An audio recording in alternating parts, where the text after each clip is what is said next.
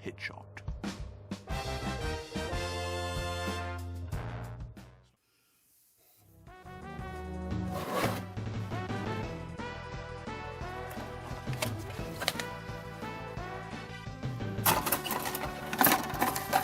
Hello and welcome back to another Plamo review. Today we're taking a look at the High Grade MaiLes Jogan from Kyoukai Senki. Alright, and starting off as always with the articulation. Quickly I do want to point out it seems to be a little bit more dark, vibrant blue on camera here, but it is sort of a more pale gray blue.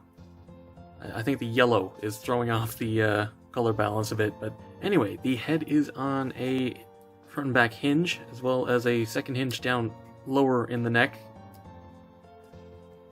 and a ball joint at the base, so you do get pretty good articulation out of it, even if it is a little bit weird. The shoulders are the same as the Kenbu, so you get forward back with a working piston, which is nice, and then up and down on that peg there, which is cleverly hidden, and this little flap supposed to get out of the way. Yeah, there we go. There's another hinge in the actual shoulder itself for 90 degrees. Of course, a full rotation there. The shield on the shoulder is attached with a swivel, 2 hinges, and a ball joint, so it has no trouble getting in whatever pose you want it to be in. Rotation at the bicep, bend at the elbow, further bend at the wrist, and the hands, as always, are on a ball joint. The waist has the same swivel side to side and hinge back and forth. There's a ball joint down here, though to be honest, you're not really getting much more than a rotation out of it. No front or side skirts, but the back skirt is hinged and mega hinged because of the gimmick. Just universal joints for the hips, though that's not really a problem. They can completely rotate whatever way you want for whatever pose you feel like. Single joint at the knee, but it gets a full 180 easily. It does start coming off the peg a little bit, but that's just kind of how it's built. And then there's actually an extra joint in the ankle, so it can sort of extend and retract a little bit. It does have insane ankle range. Pretty good pivot side to side. Not crazy, but it'll do. Full rotation there, no trouble. And the toes are actually articulated, as well as the little back flap, but that's a gimmick. So the articulation is pretty much exactly the same as the Kenbu, which is to say, excellent. Now getting into accessories and gimmicks, let's start off with the sticker sheet and by extension, color correction. Actually did use quite a few of these, but this is my friend's kit, so not painting as much. As you can see, we used all the metallic stickers as well as this long gray one, though the ones for the back thrusters, the plastic's yellow already, so you might as well just fill that in with black. Even a black Gundam marker would do it, to be honest. But you get these 2 yellow ones here for the chest pistons, these 4 yellow ones for the ones on the leg, which was a little bit annoying to put on, but it looks fine, so it's not a big deal. This big gray one actually goes right on the center of the chest here, which is slightly annoying, but again, whatever, not a big deal. And these last 2 are the weapon cameras. Aside from that, painting is pretty minimal, honestly.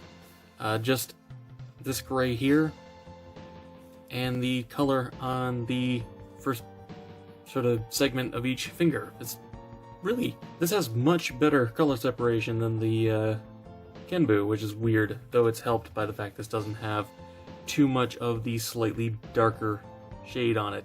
Go watch my Kenbu review if you want to know what I mean by that. Now, getting into the accessories, start off with the knife up here, which the bottom of this is technically supposed to be painted blue, but kind of forgot it when I painted the hands. My friend will probably paint it at some point, though honestly I don't think he cares. It's literally just a small combat knife. Has pretty nice detailing on it, but it's nothing crazy. But it is nice that it does store up here in the shoulder shield. Aside from that, you do get the 2 open hands, which is always really nice. The 2 holding hands, which also have to be painted.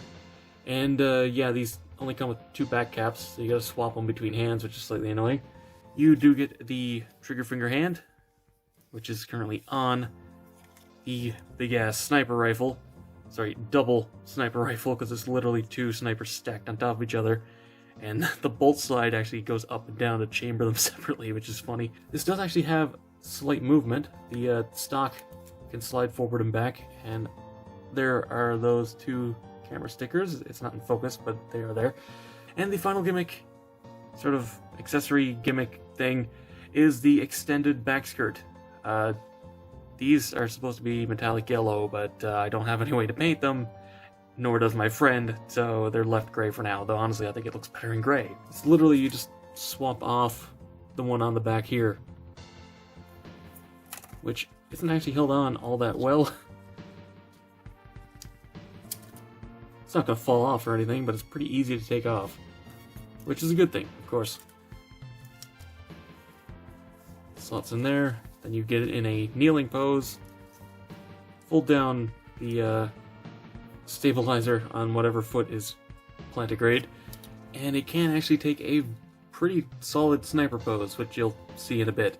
Now there is one final gimmick, and that is the fact that it can actually do the sort of storage thing where the head fits down inside this. It's super, super annoying to pull this up, by the way, but it can do it, where you can pull this stupid panel up and shove the head down in it. I'm not even going to do it. It's annoying and really minimal, but it can do it. And as for a quick size comparison, these things are pretty huge. A good head at least taller than the average high grade, and then, you know, almost twice as wide. They definitely have their weight in plastic. So, to wrap this review up, the Jogan is in some ways better than the Kenbu.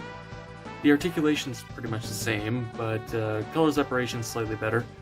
I do like the Kenbu more as a design, but it's not to say I dislike the Jogan by any means. Honestly, they're both pretty good, though the Jogan is probably the better kit. If you're interested in picking this one up, can't really go wrong with it. Anyway, that's all for this review.